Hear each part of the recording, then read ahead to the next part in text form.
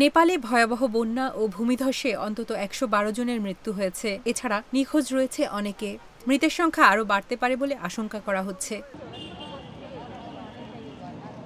নেপালি সংবাদ মাধ্যম কাঠমান্ডু পোস্ট জানায়, গত ৩ দিন ধরে টানা বর্ষণে দেশজুড়ে ভয়াবহ বন্যা ও ভূমিধস হয়েছে। এতে শনিবার রাত পর্যন্ত অন্তত ১১২ জনের মৃত্যু হয়েছে। অন্তত ৩৮ জন নিখোঁজ রয়েছেন।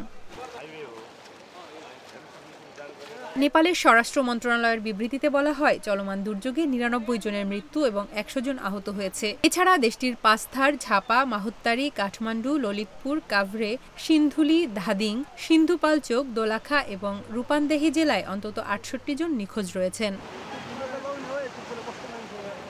তবে কাঠমান্ডু পোস্টের স্থানীয় সংবাদদাতাদের দেওয়া তথ্য এবং নেপাল পুলিশ ও আর্মড পুলিশ বাহিনীর সদর দপ্তরের তথ্যে দেশব্যাপী ১১২ জন মারা গেছেন বলে জানা গেছে।